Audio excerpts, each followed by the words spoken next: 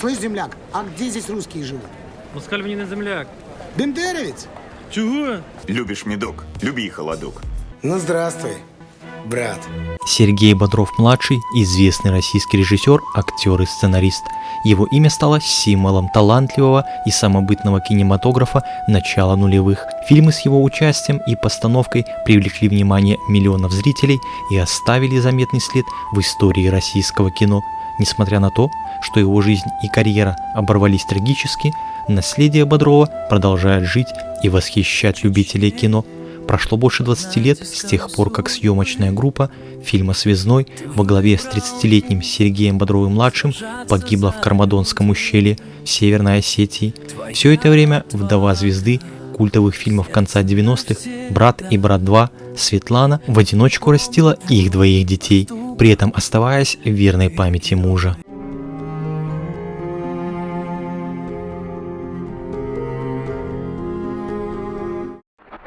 Дорогие друзья, хотел поблагодарить всех спонсоров канала. Это помогает создавать контент.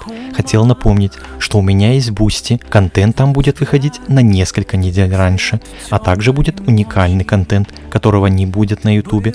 Всем, кто хочет поддержать канал рублем, буду благодарен. Переходите по ссылке в описании. Спасибо. Больше 20 лет назад в Северной Осетии произошла катастрофа, унесшая жизни более 100 человек, в числе которых была съемочная группа знаменитого режиссера и актера Сергея Бодрова-младшего. Летом 2002 года Бодров-младший приступил к подготовке к съемкам своего второго по счету фильма «Связной», действие которого должно было происходить на Северном Кавказе. По задумке, картина представляла собой философско-мистическую притчу о дружбе и сверхъестественных способностях. Согласно легенде, натуру для съемок молодому режиссеру помогал выбирать Алексей Балабанов, частично снявший в Северной Осетии фильм «Война» с участием Бодрова-младшего. Активная фаза съемок началась 19 сентября во Владикавказской колонии, а днем позже группа отправилась в горы. Вечером 20 сентября, когда кинематографисты возвращались обратно в город, их накрыл ледово-грязекаменный поток ледника Колка, пронесшийся со скоростью 150-200 км в час по долине реки Геналдон. Существуют три основные гипотезы о причинах катастрофы: сейсмическая, вулканическая и метеорологическая. Так или иначе, огромная глыба льда, сорвавшаяся с высоты более 4000 метров, упала на заднюю часть ледника Колка, приведя тем самым в движение невероятную ледово-каменную массу. Ее основная часть остановилась в узком тиснении Кармадонские ворота, однако через небольшую расщелину далее вниз устремилась вода вперемешку с осколками скальных пород и льда, сметая все на своем пути. Вся эта масса заполнила сразу несколько ущелий и тоннелей, соединяющих их. Плюс ко всему ледник накрыл селение Кармадон из 15 домов, базу отдыха Северо-Осетинского госуниверситета, базу Министерства юстиции, корпус санатория Кармадон и несколько других объектов. О попавшей под лавину съемочной группе не было ничего известно. Однако вскоре, после трагедии, стали появляться различные свидетельства, теории и предположения о ее судьбе. В частности, предполагалось, что она могла укрыться от ледника в одной из многочисленных штолен, либо заехать в тоннель.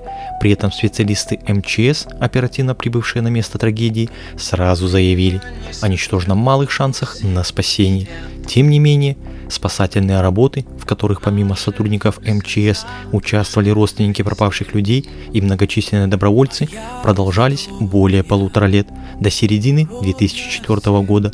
Трагедия унесла жизни минимум 125 человек, тела большинства из которых так и не были найдены. Долгое время о жизни вдовы и двоих детей Сергея Бодрова-младшего было почти ничего не известно. На момент гибели актера его дочери Ольге было 4 года, а ее младшему брату Александру всего 1 месяц.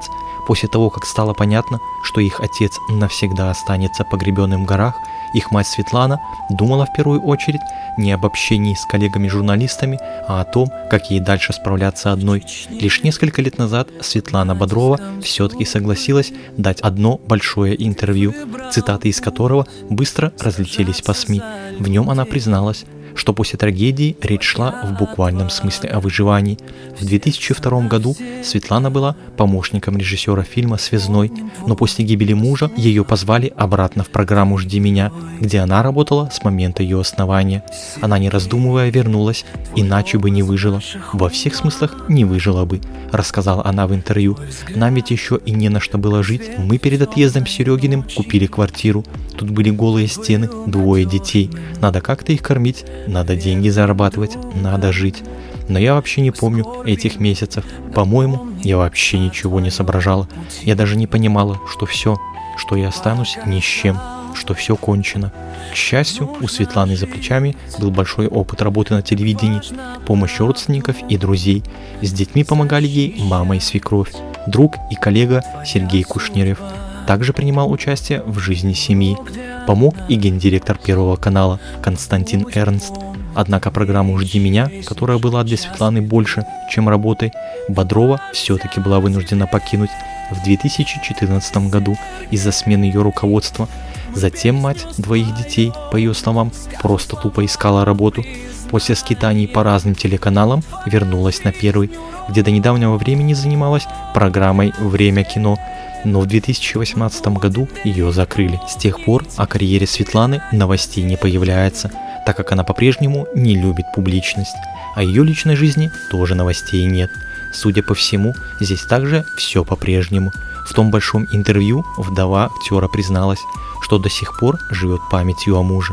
«Я абсолютно живу этим, что в моей жизни Сережа – это последний мужчина, который был, и никакого больше в моей жизни не появлялось, ни мысленно, ни физически, никак». Дочери безвременно погибшего актера и режиссера Ольги Бодровой теперь уже 26 лет. С возрастом девушка стала все больше напоминать отца, причем даже не столько внешне, сколько характером. И в профессии она тоже решила пойти по его стопам, предпочла журналистике актерскую карьеру. В этом решении свою крестницу поддержал Сергей Кушнерев, создатель программы «Жди меня» и друг семьи Бодровых. Светлана Бодрова признавалась в интервью, что о своем решении поступать в театральный Ольга поначалу рассказывала только ему, и он очень поддерживал ее в этом решении, о котором больше не знал никто, ни моя мама, ни Сережин папа, ни Сережина мама, никто.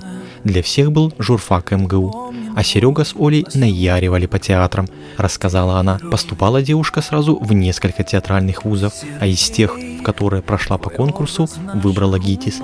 Я переживала, конечно, страшно, рассказывала Светлана Бодрова. Даже вела свой дневник, никак не могла дождаться, когда уже все закончится. Сидела тут на кухне одна, Саша на байдарках в лагере. Оля сдает экзамены, конкурс. Помню, она звонит часов в 11 вечера. «Мама, я поступила». И я, как зарыдаю. 2020 год был очень насыщенным для Ольги Бодровой. Она окончила ГИТИС, начала сниматься в кино, дебютировала на большой сцене. Также девушка снялась в фильме «Калашников», продюсером которого выступил ее дедушка Сергей Бодров-старший, но позже выяснилось, что эпизод с ее участием вырезали при монтаже. Вот такая вот жестокая профессия, признался мэтр. Впрочем, он добавил, что Ольга очень похожа на отца талантом и работоспособностью, и ее еще ждет успех в будущем. Вкус этого успеха она уже прочувствовала, когда стала соведущей церемонии закрытия фестиваля «Зеркало», который в 2020 году прошел в онлайн-формате из-за пандемии. После фестиваля Ольга поделилась впечатлениями. «Это был мой первый опыт ведения какой бы то ни было церемонии, и я счастлива, что он оказался именно таким», призналась она. Невероятное единение городов, стран и континентов. Летом 2021 года произошло и еще одно важное событие в жизни молодой актрисы. Она вышла замуж. Ее избранником стал коллега по цеху, актер театра Маяковского и самого доброго театра Сергей Быстров.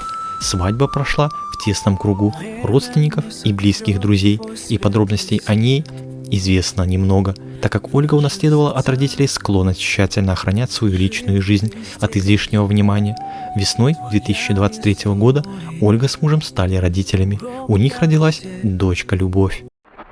Также скрыт от общественности и сын Бодрова-младшего. Александру Бодрову сейчас 22 года, и он до сих пор настолько непубличная персона, что информацию о нем можно собирать буквально по крупицам. Зато доподлинно известно, что он тоже очень похож характером на своего отца.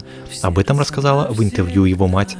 Наш сын Саша, он такой же, очень похож по характеру на Сережу, очень, поделилась Светлана Бодрова. Даже в движениях иногда, когда он начинает кривляться или танцевать, меня прямо током пробивает, потому что я вижу Сережу. Как-то на генном уровне все передалось, вплоть до характера. Впрочем, в последнее время появляются и другие новости об Александре. В недавнем прошлом стало известно, что он увлекается рэпом и даже выпустил альбом. Александр всегда открыт для предложений как артист. Саша уже выступал в арт-пространствах для близких, пока он поет для себя и тех, кому нравится его музыка. Конечно, Бодров надеется, что понравится многим, тогда сможет представить себя на каких-то публичных площадках.